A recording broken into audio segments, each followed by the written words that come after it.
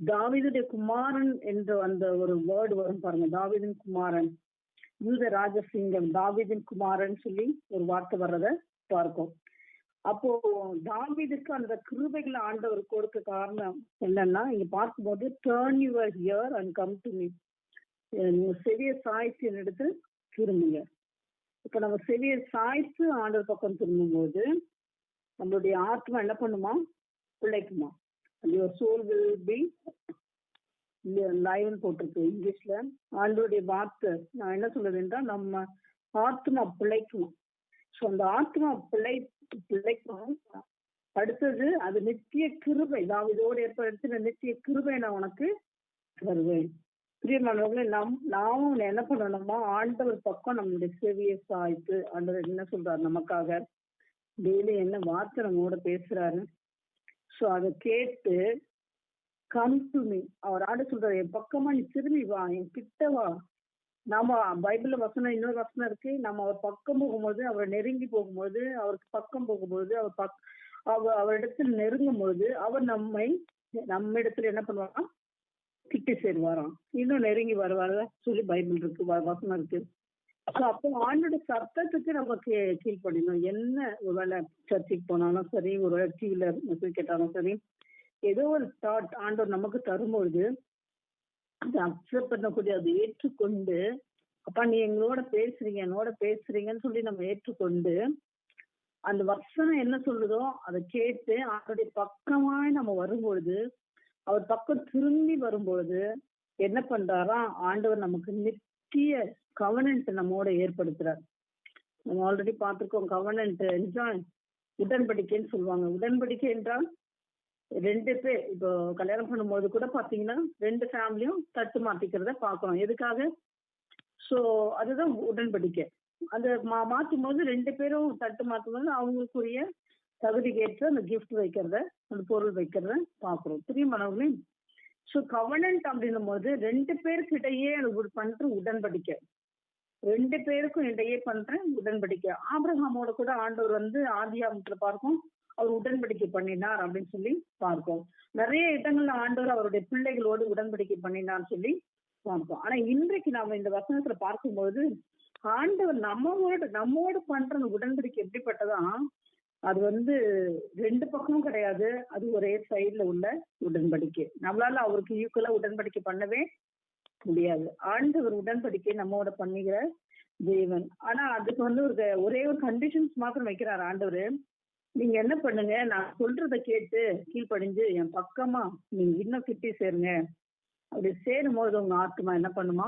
கிடைக்கும். போன வாரம் நம்ம பார்த்தோம், ஆத்மாவை குறித்துதான் நம்ம பார்த்தோம் பாருங்க. இப்ப சங்கீதக்காரன் சொல்றாரு, என் ஆத்மாவே நீ கர்த்தரை ஸ்தோத்திரி. இன்னொரு இடத்துல பார்ப்போம், என் ஆத்மாவே நீ ஆண்டவருக்காக காத்துரு, நீ நம்புறது ஆண்டவரால உனக்கு நிறைவேற்றப்படும் அப்படின்னு சொல்லி. இப்போ ஆத்மா இஸ் வெரி ஸ்பெஷல் சொல்லி போன வாரம் பார்த்தோம் பாருங்க. நம்ம ஆத்மா விலையேற பெற்றது. இந்த ஆத்மா பிழைக்கணும். ஆண்டவர் நமக்கு செய்யற காரியங்களை இப்ப கண்டு மற்ற ஆத்மா பிழைக்கணும். இதுதான் நம்மளுடைய ஆத்மாவும் பிழைக்கணும், ஆண்டவர் நமக்கு செய்யற காரியங்களை கண்டு மற்ற ஆத்மாவும் பிழைக்கணும். இதுதான் ஆண்டவருக்கு நமக்கும் உள்ள ஒரு உறவு, ரிலேஷன்ஷிப், உடன்படிக்கை.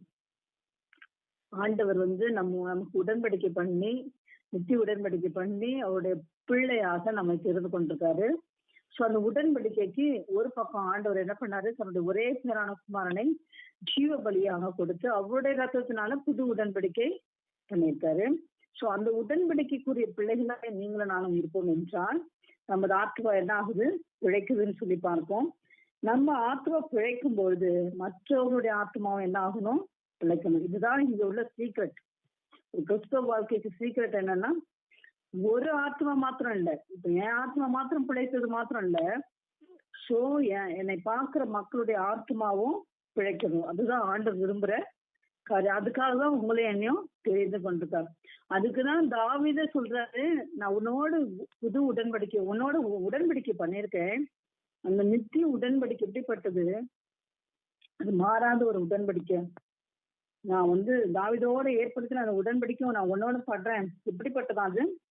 அது ஒரு இரக்கமுள்ள ஒரு உடன்படிக்கை. சோ அந்த உடன்படிக்கை எப்படிப்பட்டதா இருந்துச்சு? தாவீதை பார்க்கிறோம், வெளிப்படுத்தல் வரைக்கும் அவருடைய பெயர் கண்டினியூ ஆயிட்டு இருக்குது பார்க்கிறோம். தாவீதின் குமாரனாகிய இயேசு கிறிஸ்து. அங்க பார்க்கிறோம் ஒரு குருடன், தாவீதின் குமாரனே எனக்கு இறங்கும் அப்படின்னு சொல்லி கேட்கிறத பார்க்கிறோம். பிரியமானவர்களே, அப்ப தாவீதின் குமாரன்ற நாமத்துல ஒரு வல்லமை உண்டு. தாவீதோட ஆண்டவர் பண்ணின உடன்படிக்கையில எப்படிப்பட்டதா? அது நித்திய உடன்படிக்கை, அது மாறாது. நித்தியம்னா அது எவர்லாஸ்டிங், அது முடிவில்லாத ஒரு காரியம். பார்க்கும்போது கரெக்டா தாவீதின் குமாரன் எங்க அதே ஜீனாலஜில, அதே அந்த சந்ததியில ஏசு கிறிஸ்து பிறக்கும்படிக்கு ஆண்டவர் கிருபை பாராட்டிருக்காரு பாருங்க. அதுதான் ஆண்டவர் அவனோடு பண்ணின உடன்படிக்கைக்கு அடையாளம் இதுதான். இந்த அடையாளம் எப்படிப்பட்டது? நித்திய உடன்படிக்கை, இது மாறாது அப்படின்னு சொல்றாரு. இன்னைக்கு உங்களுக்கும் உங்களோட என்னோட ஆண்டவர் பண்ற உடன்படிக்கை எப்படிப்பட்டது? நித்திய உடன்படிக்கை. ஆமே, இந்த நித்திய உடன்படிக்கையில நம்முடைய ஆத்மா நிச்சயம் பிழைக்கும். நம்ம ஆத்மா பிழைத்தது என்றால் அதுவே நமக்கு விலையேற பெற்ற காரியம். ஏனென்றால் இந்த ஆத்மாவுக்காக தான் ஆண்டவர் தன்னுடைய ஒரே பேரான குமாரனை ஜீவ பலியாய் கொடுத்திருக்காரு. இது ரொம்ப ஸ்பெஷல் பாருங்க. நம்ம எல்லாம் பார்க்கும்போது அவுட்டர்ல இருக்க மனிதன் தான் நம்ம பார்க்கோம். ஜோஸ்வன் தான் அவுட்டர், அவ எப்படி இருக்கான்னு சொல்லி. ஆனா இன்னர்ல ஆன மனிதர் தான் விலையேற பெற்றது. அதுதான் நித்தியத்துக்குரியது. அதுதான் எவர்லாஸ்டிங்குரியது. அந்த நித்தியத்துக்குரிய அந்த உள்ளான மனிதன் பலப்பட ஆண்டவர் உங்களுக்கும் எனக்கும் புது உடன்படிக்கை நம்மோடு பண்ணியிருக்கிறார் இல்லையா? அந்த உள்ளான மனிதன் பலப்படுவதற்காக தான் ஆண்டவர் சொல்றாரு, நித்திய உடன்படிக்கை நான் உன்னோட ஏற்படுத்துறேன். அது ஒரு குறிப்பிட்ட லிமிட் டைமுக்காக மாத்திரமல்ல, அது இன்டர்நெட்டி, அது போயிட்டே இருக்கும் அப்படின்னு சொல்லி ஆண்டவர் சொல்றத, அன்லிமிட்டட் சொல்லி ஆண்டவர் சொல்றத பார்க்கும் பாருங்க. இன்னைக்கு நீங்களும் நானும் அந்த வசனத்தின் பிரகாரம் turn your ear and come to me, hear and your soul will be live போட்டிருக்கு. அது ஆண்டவர் நம்மை அழைக்கிற தேவன். நம்ம ஆண்டவர் பக்கம் திரும்பும்போது, நம்ம ஆண்டவர் பக்கம் வரும்போது, அவருடைய வசனத்துக்கு கீழ்ப்படியும் போது, அவர் சொல்கிற காரியத்துக்கு கீழ்ப்படியும் போது, நிச்சயம் நம்மோடு பண்ணின உடன்படிக்கை அது எவர்லாஸ்டிங்குரியது, அது நித்தியத்துக்குரியது, அது மறைந்து போகாதது, மாறாதது. ஸோ இந்த நம்ம ஆத்மா பிழைக்கும் என்றால் கண்டிப்பா பிள்ளைகளுடைய ஆத்மா பிழைக்கும். அதுதான் அங்க பார்க்கும்போது நானும் என் வீட்டாரும் என்றால் கர்த்தரையே சேவிக்கும். யார் சொல்றது? யோசா சொல்றாரு. அங்க பார்க்கும் அப்போஸ்தல 16ஆம் அதிகாரத்துல பவுலும் சீலாவும் ஜெயில பிடிச்சு போட்டப்போ அவங்க துதித்து ஜெபித்து கொண்டு இருந்தாங்கன்னு சொல்லி பார்க்கும். அவங்க அப்படி துதித்து ஜெபிக்கும் பொழுது என்ன நடக்குது? பால் பாடி கரங்களை தட்டி இருக்க முடியாதுன்னு நான் நினைக்கிறேன். ஏன்னா தொழுவத்துல கட்டப்பட்டிருந்தது. சோ அந்த மாதிரி சூழ்நிலை அவங்க துதித்து அவங்க சத்தமாய் பாடல் பாடி ஜெபிக்கும் பொழுது அந்த சிறைச்சாலை என்ன ஆயிடுச்சா, அஸ்திபாரம் கூட என்ன ஆயிட்டு இருக்கு, அசைந்தது என்று சொல்லி பார்ப்போம். அந்த கதவு எல்லாம் அப்படியே ஆட்டி இதெல்லாம் உடஞ்சி விழுந்தும் போது அந்த காவலாளிங்க என்ன யோசித்தாங்க, இவங்க தப்பிச்சு ஓடிட்டாங்க போல அப்படின்னு நினைச்சு திரும்பி பார்க்கும்போது இருளான இடம். நீங்க அப்புறமா பாருங்க அப்போஸ்தல 16ல ஒரு இருளான நேரத்துல, சோ கரண்ட் இல்லைன்னு நினைக்கிறாங்க. அந்த அஸ்திபாரம் அசைந்ததுனால நம்ம பகுதியில கூட மழை பெய்யும் போதும் பூகம்பம் வரும்போதும் அல்லது புயல் வீசும்போதும் காற்று வீசும்போதும் அங்க கரண்ட் இருக்காது பாருங்க, கரண்ட் ஆஃப் பண்ணிடுவாங்க. அது டிரான்ஸ்ஃபார்மர் சில சமயம் வெடிச்சிடும் அப்படின்னு சொல்லுவாங்க.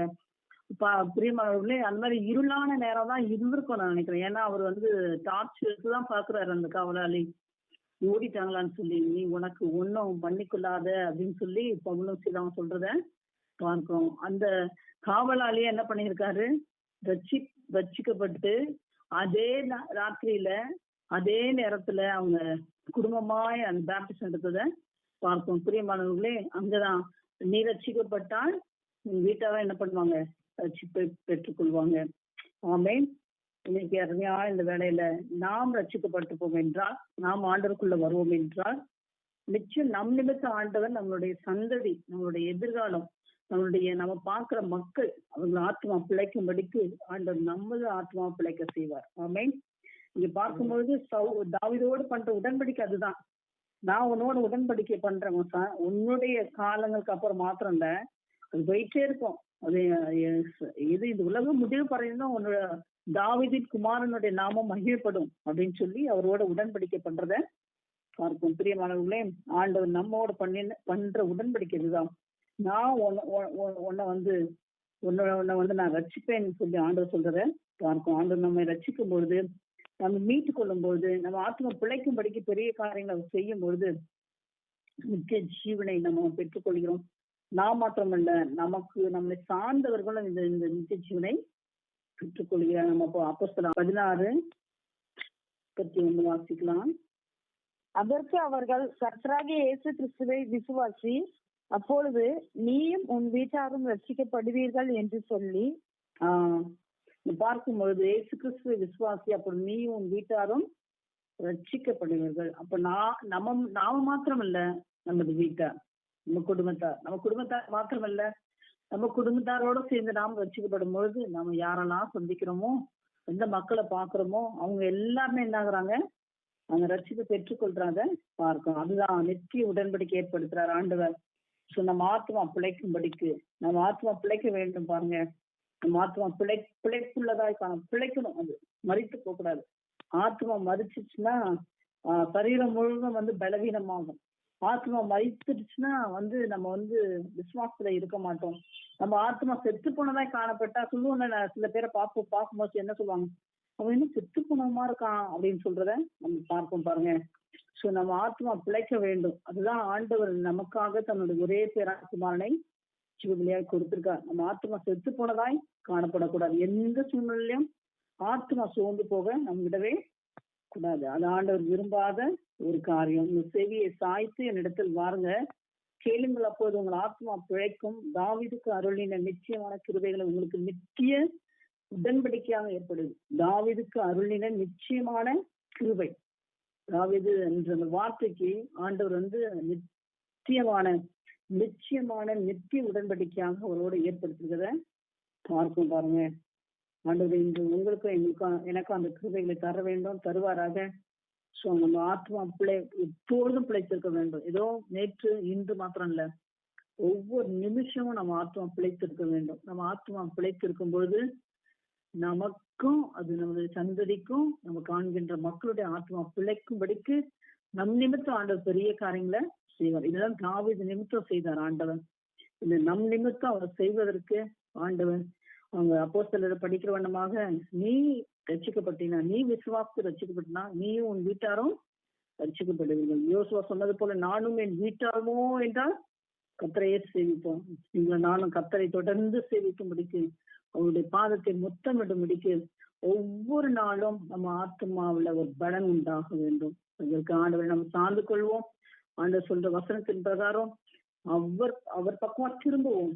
நீ வா, என்கிட்ட வான்னு சொல்லி ஆண்டு சொல்ற விதமாக ஒவ்வொரு நாளும் அவருடைய சன்னிதானத்துக்குள்ள, அவருடைய பிரசனத்துக்குள்ள, அவருடைய மகிமைக்குள்ள வரும்பொழுது நிச்சயம் நம்ம ஆத்மா ஒரு திருஷ்டி ஆகும், பலனுள்ளதாய் மாறும். நம்ம ஆத்மா மாத்திரமல்ல, மற்றவர்களையும் நாம் ஒரு திறன்கொள் அப்படின்னு சொல்ல, இது மற்றவங்களையும் உயிர்ப்பிக்க ஒரு கருவியாய் ஆண்டவர் நம்ம பயன்படுத்த. கண்களை மூடுவோமா, ஆண்டவர் நோக்கி பார்க்கலாம். உள்ள தகப்பனே, தர்மையான வேலைக்காக நன்றியோடு துதிக்கிறோம். கர்த்தர் நீ நல்லவர் சுவாமி. உடைய வார்த்தையை நோக்கி பார்க்கும் பொழுது வசனம் எங்களோடு பேசுகிறபடியா நன்றியோடு துதிக்கிறோம். நித்திய உடன்படிக்கையை தாவீதோட நித்திய கிருபையாக நித்திய உடன்படிக்கை நான் தாவீதோடு ஏற்படுத்துவேன் என்று சொன்ன இந்த வாக்கின் பிரகாரம் கர்த்தாவே, எங்கள் மீது கிருபை பாராட்டுகிற தேவன் நீரப்பா. ஆண்டவரே, உடைய வாக்கின் பிரகாரம் நாங்கள் கர்த்தாவே, ஆண்டவரே, உடைய வசனத்துக்கு கீழ்ப்படிந்து நாங்கள் நெருங்க, ஒவ்வொரு நிமிஷமும் நாங்கள் நெருங்க கர்த்தர் எங்களுக்கு வேண்டிய கிருபைகளை தருவீராக. எங்களோடு பேசிகளோட வார்த்தைக்காக நன்றி கர்த்தாவே. கடந்த வாரம் நாங்கள் பார்த்த வண்ணமாக எங்களுடைய ஆத்மா அது விசேஷித்தவர்கள் சுவாமி. அது ஒரு நாளும் சூழ்ந்து போகாதபடிக்கு நாங்கள் ஆண்டவரே உங்களுடைய சமூகத்துக்குள்ள உங்க பெரிய சாய்த்தின் வாருங்கள் என்று சொன்ன வார்த்தையின்படி கேளுங்கள் என்று சொன்னீரேப்பா. ஆமா ஆண்டவரே, இந்த வசனத்துக்கு நாங்கள் கேட்டு அதன்படி நாங்கள் வாழும் போது எங்கள் ஆத்மா பிழைக்கும் என்று சொன்ன அந்த வார்த்தையின்படி நித்திய உடன்படிக்கை எங்களோட பண்ணியிருக்கிறேன். எங்களுக்காக மாத்திரமல்ல, எங்களை மாத்திரமல்ல, உங்க சார்ந்த ஒவ்வொரு மக்களுடைய ஆத்மா பிழைக்க செய்கிற தேவன் எங்களோடு இருக்க முடியாது. நன்றியோடு துதிக்கிறோம். நீ நல்லவரப்பா, நீ நல்லவர். நீ ரட்சிக்கப்பட்டா கொடுமை ரட்சிக்கப்படும் சொல்லி இருக்கிற சுவாமி. யோசுவா சொன்னது போல நாங்களும் ஒவ்வொரு நிமிஷமும் சொல்லணும் அப்பா, நானும் என் வீட்டாருமோ வென்றால் கத்தரையே சேவிப்போம் என்று நாங்கள் சொல்லும்படிக்கு விசுவாசத்துல நாங்கள் பலனுள்ளவர்களாய் காணப்பட, எங்கள் ஆத்மா பலனுள்ளதாய் காணப்பட, மற்ற ஆத்மாவை நாங்கள் கத்தாவே ஆண்டவரே திறன்கொள் என்று சொல்லி அவர்களின் பக்கமாய் பலப்படுத்தக்கூடிய மக்களாய் நாங்கள் காணப்பட, எங்க ஒவ்வொருவருக்கும் வேண்டிய கிருபைகளை கத்தனை தாங்க சுவாமி. ஆண்டவரே எங்கள் ஒவ்வொருடைய ஆத்மாவும் விலையேற பெற்றது என்று சொல்லி பார்க்கவே, விலையேற பெற்ற ஆத்மாவுக்காக நீர் ஒரே பேரான குமாரனை ஜீவ பலியாய் கொடுத்திருக்கிறேன். ஆட்டுக்குட்டியானுடைய ரத்தத்தினாலும் சாட்சியின் வசனத்தினாலும் சாத்தானை ஜெயித்து ஆண்டவரே எங்களுடைய ஒவ்வொரு நிமிஷமும் எங்கள் ஆத்மாவில கத்தாவே நாங்கள் ஆண்டவரை களி கூறக்கூடிய பிள்ளைகளாக மகிழ்ச்சி நிறைந்த ஒரு ஆத்மாவை பெற்றுக்கொண்டவர்களாக எங்கள் ஆத்மா மகிழ்ச்சியா இருப்பதனால கத்தாவை மற்ற மக்கள் கத்தாவை எங்கள் ஆத்மா பிழைத்துக் கொண்டதுனால மற்ற மக்களும் மகிழ்ச்சியோட கத்தாவே அந்த ஆத்மாவில மகிழ்ச்சி பெற்று ஆண்டவரை பிழைத்துக் கொண்டு மகிழ்ச்சியை பெற்றுக்கொள்ள ஆத்மாவில அவர்களுக்கு வேண்டிய கிருபைகளை தர வேண்டுமா ஜெபிக்கிறோம். கத்தாவே உடைய வசனத்தின்படி தாவீதுக்கு அருளிய நித்திய உடன்படிக்கை ஆண்டவரே நித்திய கிருபை கத்தாவே நிச்சயமாய் கிருபை செய்த தேவன் என்று எங்களோட பேசி நம்முடைய வார்த்தைக்காக நன்றி. எங்கள் நிமித்தம் என் குடும்பத்தை நினைவு கூறுங்க சுவாமி. பிள்ளைகளை நினைவு கூறுங்க, குடும்பத்தில் உள்ள மக்களை நினைவு கூறுங்க கத்தாவே. அவர்களுடைய ஆத்மா பிழைக்க வேண்டும் அப்பா. எங்களோட நைந்திருக்கிற ஒவ்வொருடைய ஆத்மாவும் பிழைக்க வேண்டும் அப்பா. எங்க உறவுகள்ல இருக்க ஒவ்வொருடைய ஆத்மாவும் எங்கள் நிமித்தம் பிழைக்க வேண்டும் சுவாமி. இருக்க எல்லா தடைகளையும் நீக்கி கொட வேண்டுமா ஜெபிக்கிறோம். நீ பேசுங்கப்பா, ஒவ்வொருவோட பேசுங்க. ஒவ்வொருவரும் ஆத்மாவை பலனுள்ளவர்களாய் காணப்படட்டும் அப்பா. ஒரு நாளும் ஆத்மாவில கத்தாவே ஆண்டவரே அவர்கள் சோர்ந்து போக கூடாது சுவாமி. கர்த்தர் நீ கிருபை பாராட்ட கிரியை செய்ய நாங்கள் விட்டு கொடுக்கிறோம். எங்களை ஜீவபலியாய் அர்ப்பணிக்கிறோம். உடைய வசனத்துக்கு ஒவ்வொருவரும் கீழ்படியட்டும். உடைய சத்தத்துக்கு ஆண்டவரே கீழ்படியட்டும் சுவாமி. கர்த்தர் நீர் கிருபை பாராட்ட வேண்டுமா ஜெபிக்கிறோம். தடைகள்லாம் உடைத்து போடுவீராக கர்த்தாவே. நீ நல்லவரப்பா, எங்களை உயிர்ப்பிக்கிற தேவன். இதோடு பேசிக்கிறோடைய வார்த்தை ஒரு நாளும் வீணாய் ஆண்டவரே தரையில் விடாது என்று சொல்லி பார்க்கிறோம். அது என்ன சூழ்நிலையில எந்த நேரத்துல எங்களோட கர்த்தாவை பேசும்படி நீ அனுப்பினரோ அது நிறைவேற்றிதான் திரும்பி வரும் என்று நாங்கள் வேதத்துல வாசிக்கிறோமே. இந்த நாள்ல உடைய வசனம் எங்களில் கிரியை செய்ய எங்களை விட்டு கொடுக்கிறோம். உடைய வசனம் எங்களுக்குள்ள காலுகை செய்ய விட்டு கொடுக்கிறோம் அப்பா. ஒவ்வொருடைய எண்ணங்களையும் கர்த்தாவே, எண்ணங்களிலும் மனதிலும் ஆத்மாவிலும் கர்த்தாவே, சரீரத்திலும் கர்த்தாவே, ஆவியிலும் கர்த்தாவே வசனமானது பேசும்படிக்கு கிரியை செய்யும்படிக்கு நாங்கள் எங்களை ஜீவபலியாய் கொடுக்கிறோம் அப்பா. கர்த்தர் நீர் பொறுப்பெடுத்துக் கொள்வீராக. நாம மாத்திரம் மகிமைப்பட எங்களை விட்டுக் கொடுக்கிறோம். சகல துதிகள மகிமையும் ஒருவருக்கே செலுத்துகிறோம். இப்ப இயேசு கிறிஸ்துவின் மூலம் ஜெபங்களை ஏறெடுக்கணும் நல்ல பிதாவே. ஆமென், ஆமென், ஆமென்.